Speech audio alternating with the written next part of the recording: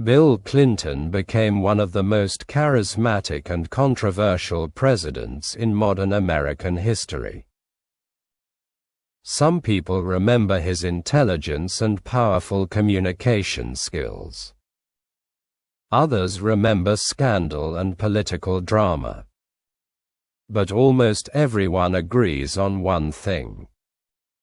Bill Clinton had extraordinary political talent. Bill Clinton was born William Jefferson Blythe III on August 19, 1946, in Hope. Even before he was born, tragedy struck his family. His father died in a car accident before Bill entered the world.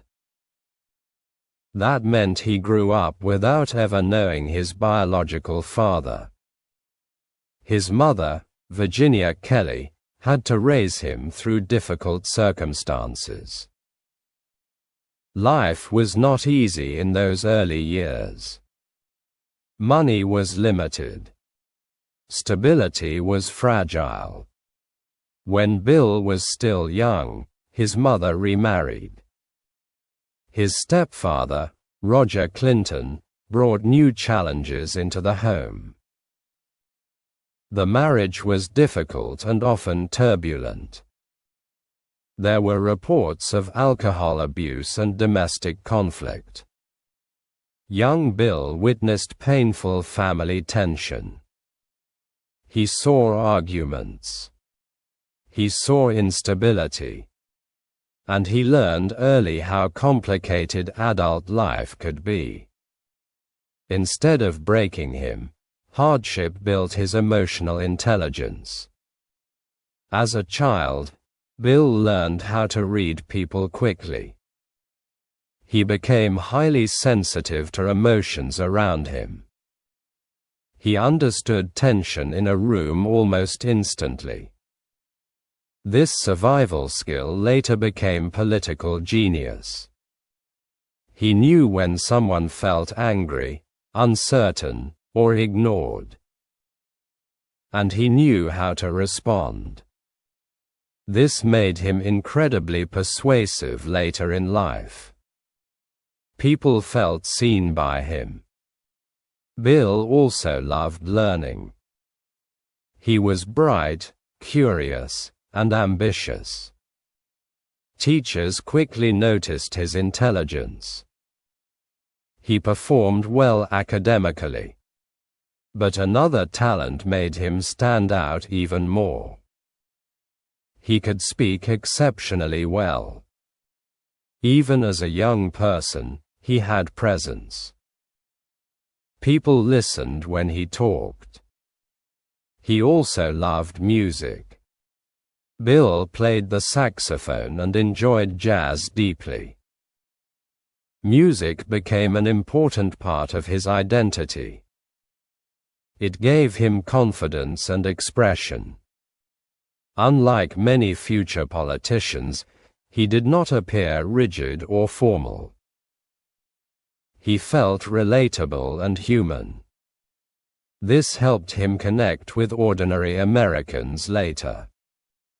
He seemed approachable. Then one meeting changed everything. As a teenager, Bill visited White House as part of a youth program. There, he met John Kennedy. A famous photograph captured their handshake. That moment became legendary in Clinton's story. For young Bill, meeting the president was transformational. He saw power up close. He saw leadership as something real and reachable. And a dream became clearer. He wanted to become president someday. That dream may have sounded impossible. A boy from Hope, Arkansas. President of the United States. Most people would laugh at that idea. But Bill believed in long-term ambition. He thought big. Very big. and he worked relentlessly toward that vision. He later attended Georgetown University. There, his political understanding deepened. He studied international affairs and public policy. He followed government closely. His ambition kept growing. He was no longer just dreaming. He was preparing. Systematically. After Georgetown, Bill earned a prestigious scholarship to University of Oxford. Later, he studied law at Yale Law School. And at Yale, another life-changing event happened. He met a brilliant law student named Hillary Clinton. She was intelligent, disciplined, and highly ambitious. She challenged him intellectually. She saw his strengths and his weaknesses. Together, they formed one of the most powerful political partnerships in American history. But before the presidency, before global fame, before scandal and power, Bill first had to win at home. And home meant Arkansas. After graduating from Yale Law School, Bill Clinton faced an important decision. He had elite education. He had powerful connections. He had opportunities in major cities like Washington and New York City. He could have built a prestigious career almost anywhere. But Bill had never forgotten where he came from. His heart remained in Arkansas. And that is where he chose to return. Many people were surprised. Why go back to Arkansas? Why leave national opportunities behind? Bill's answer was simple. He wanted to serve the people who shaped him. He wanted to improve his home state. And deep down, he knew something else. Arkansas would be his launching pad. Back in Arkansas, Bill began teaching law at University of Arkansas School of Law. There, he sharpened his public speaking and policy ideas.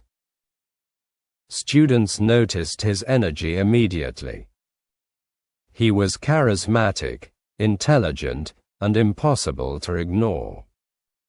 Even in a classroom, he felt like a leader. People listened when he spoke.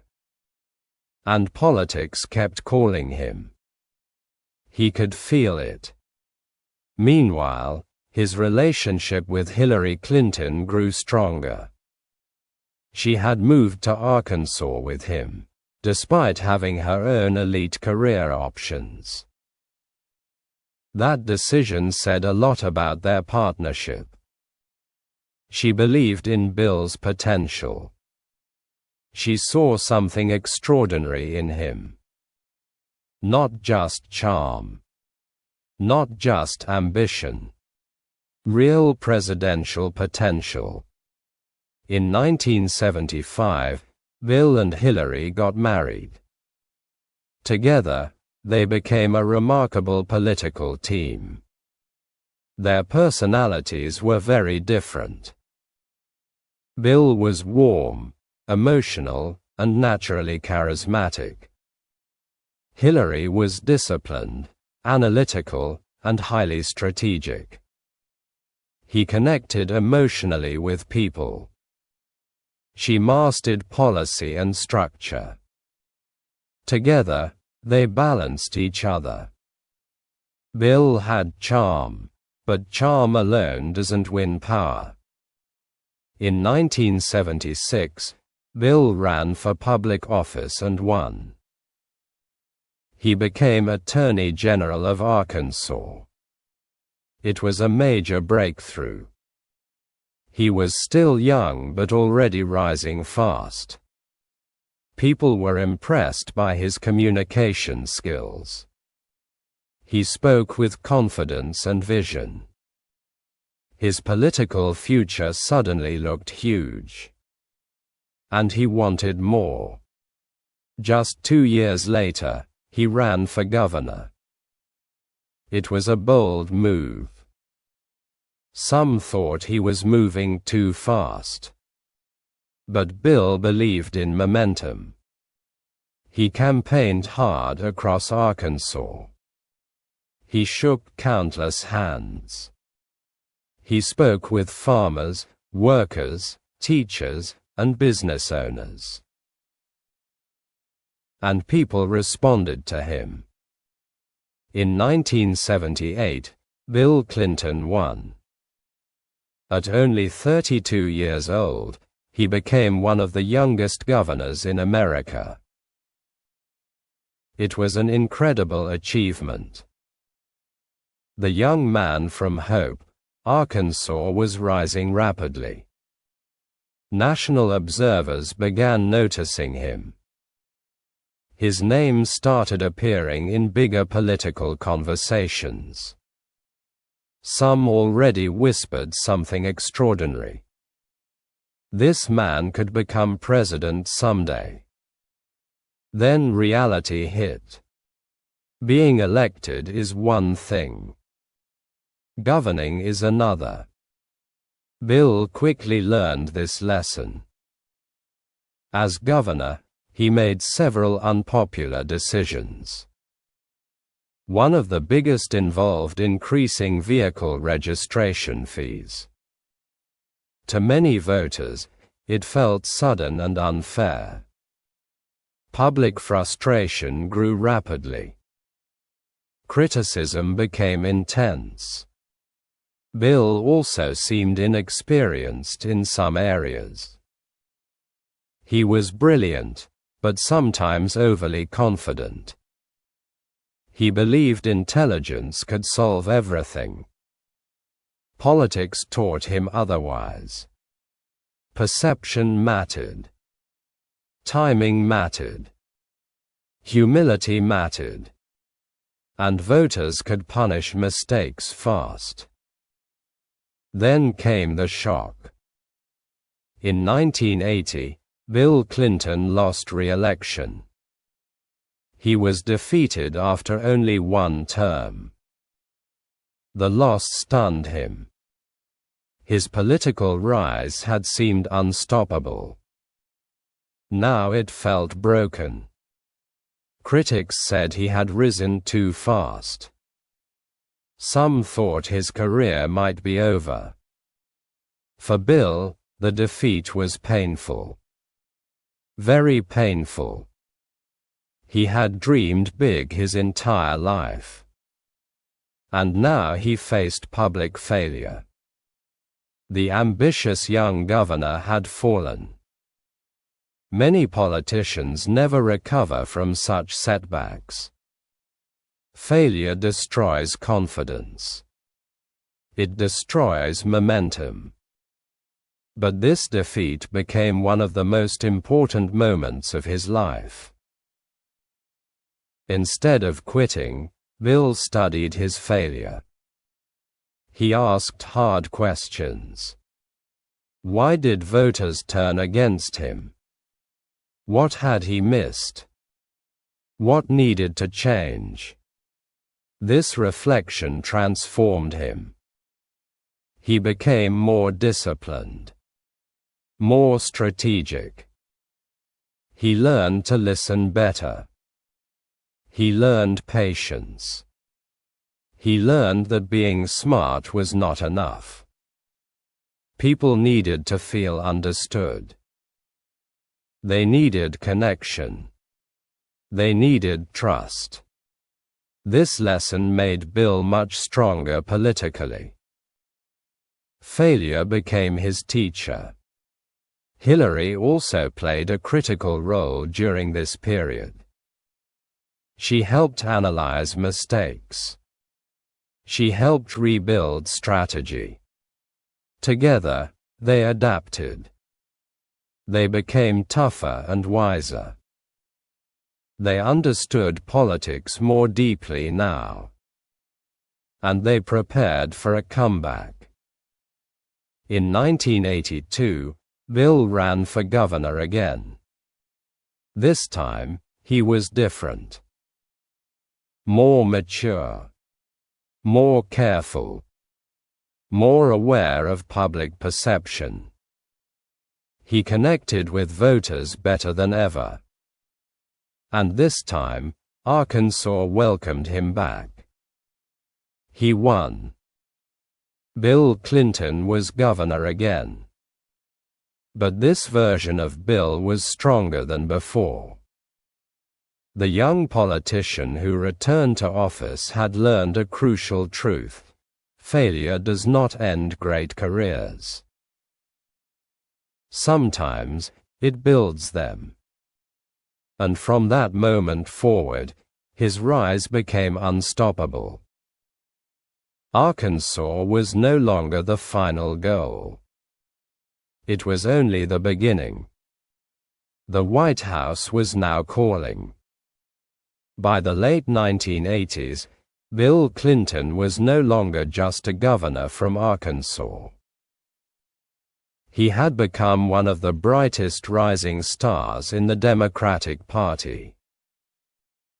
Political leaders across America were paying attention. His speeches were powerful. His energy was contagious. And his ability to connect with ordinary people felt extraordinary. He could speak about complex policy in simple language. That made people trust him. Bill had something rare in politics. He could make people feel personally understood. Whether speaking to workers, students, business owners, or families, he adapted naturally. He listened intensely. He remembered details. People often walked away feeling, "He gets me." That emotional connection became his greatest weapon. And soon, America would see it on a national stage. As governor, Bill built a strong reputation for focusing on education and economic development. He pushed reforms in schools and workforce training. He believed education was central to long-term growth. His policies drew national attention. Even people outside Arkansas started noticing him. His profile kept rising. The young man from Hope was getting closer to his childhood dream. Much closer. Then came the moment he had been preparing for his entire life. In 1992, Bill Clinton announced his run for president. This was the biggest gamble of his career. Running for president meant entering brutal national politics. Every speech would be examined. Every weakness would be attacked. Every past mistake could become front-page news. The pressure was enormous.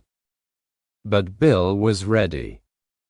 America was facing economic frustration at the time. Many families felt financial pressure. Unemployment and economic uncertainty worried voters. People wanted change. They wanted fresh leadership. Bill understood this mood perfectly. He focused his campaign on one core issue: the economy. His message was clear and simple. "It's the economy, stupid." That phrase became legendary in American politics. It captured what millions were feeling. Bill spoke directly to economic pain. He promised growth, jobs, and opportunity. He positioned himself as a new kind of Democrat. Young, energetic, pragmatic, and forward-looking. Voters responded strongly. Momentum began building fast. But the campaign was not easy. Serious controversies emerged. Questions about his personal life appeared. Media scrutiny intensified. Opponents attacked relentlessly. Many campaigns collapsed under that pressure. Bill faced enormous risk. One wrong move could destroy everything. Then he showed why he was such a powerful politician. Instead of hiding, Bill confronted challenges directly. He appeared on interviews and answered tough questions. He used honesty, charm, and emotional intelligence. Even under pressure, he stayed composed. He kept returning to the same message. The economy. Jobs. Opportunity. Future. His campaign also benefited from something crucial: Hillary Clinton. Hillary became a major force in the campaign. She was intelligent, sharp, and highly strategic.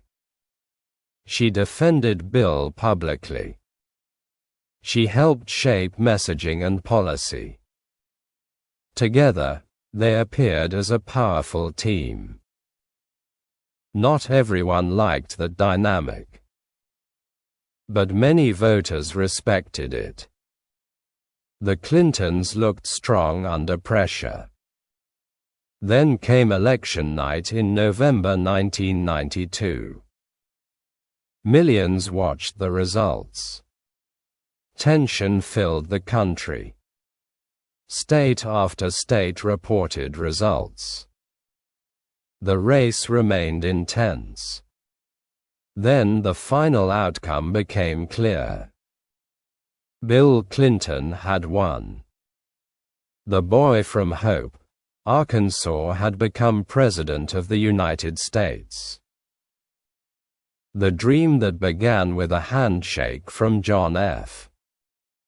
Kennedy was now real. He entered the White House as the 42nd president. He was only 46 years old. One of the youngest presidents in modern history. A new era had begun. But becoming president is only the beginning. Success must be delivered. Bill's early presidency faced challenges. Not every policy succeeded immediately. Some initiatives failed. Criticism came quickly.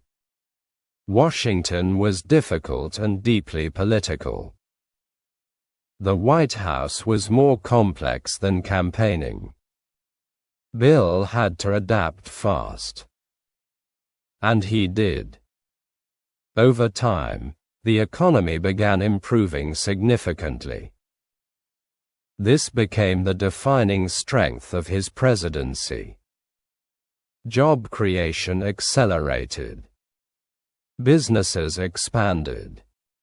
Consumer confidence increased. Technology industries started booming. The American economy entered a powerful growth period. Prosperity became more visible. The 1990s became associated with economic expansion. Stock markets rose. New tech companies emerged. Innovation accelerated. The Internet economy started transforming business and communication. America felt optimistic. Growth created confidence. And Clinton benefited politically. One major achievement stood out. The federal budget moved towards surplus. This became a major talking point. Strong economic performance boosted Clinton's approval ratings. Even critics acknowledged economic strength during his presidency. He became closely associated with prosperity. For many Americans, the 1990s felt financially hopeful. And Clinton became the face of that optimism. It seemed Bill Clinton had achieved everything he dreamed of. He had power, popularity, economic success, global influence, political victories. Everything looked strong from the outside. But behind the success, serious problems were growing. Scandals, investigations, personal mistakes. And soon, his presidency would face a crisis so massive it could destroy his legacy forever. By the late 1990s, Bill Clinton appeared to be at the height of his power. The economy was strong. Unemployment was low. The stock market was rising. His approval ratings remained high. To many Americans, the country felt prosperous and stable. From the outside, Clinton's presidency looked successful. But behind the scenes, danger was growing. Serious danger. Investigations had been following Clinton for years. Political opponents were searching for weaknesses. The media watched constantly. One scandal after another created pressure. Then came the crisis that would define his presidency forever. A personal scandal was about to become a national political explosion. In 1998, news broke about Clinton's relationship with Monica Lewinsky, a former White House intern. The story exploded across America. Television networks covered it non-stop. Newspapers filled with headlines. Talk shows discussed nothing else. The scandal became impossible to escape. It dominated national conversation. Everyone had an opinion. At first, Clinton publicly denied the relationship. His denial became one of the most famous moments in political history. He stated firmly, "I did not have sexual relations with that woman." The statement was direct and absolute. Millions watched him say it. Supporters believed him. Critics doubted him. The nation was divided again. Then more evidence emerged. Pressure intensified. Investigators pushed harder. Eventually, Clinton admitted the relationship had happened. That confession changed everything. The issue was no longer only about personal behavior. Now it became about honesty. And whether the president had lied under oath. The scandal had turned into a constitutional crisis. Clinton was accused of perjury and obstruction of justice. These were serious legal and political charges. The United States House of Representatives voted to impeach him. This was historic. Very few presidents in American history had faced impeachment. The country watched in shock. Could the president actually be removed from office? The question dominated America. Impeachment does not automatically remove a president. The final decision moved to the United States Senate. There, senators would decide Clinton's future. The trial became one of the most dramatic political events of the decade. Every speech and vote mattered. Every network covered it live. America felt deeply divided. Politics had become intensely emotional. Then the verdict came. Clinton was acquitted. He remained president. He would finish his term in office. Politically, it was a major survival victory. Many believed the scandal would destroy him completely. It did not. In fact, something surprising happened. His approval ratings stayed strong. Why? Because many Americans separated personal failure from job performance. They disapproved of his behavior. But they still believed he was doing a good job as president. The economy remained strong. Jobs continued growing. Financial confidence remained high. For many voters, results still mattered most.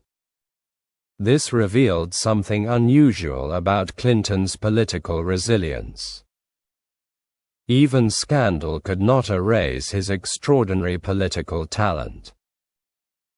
In 2001, Clinton left the White House after 2 terms. His presidency ended with a deeply mixed reputation. Economic success on one side. Scandal on the other. Achievement and controversy had become inseparable in his story. That complexity followed him into post-presidential life. But Clinton was far from finished.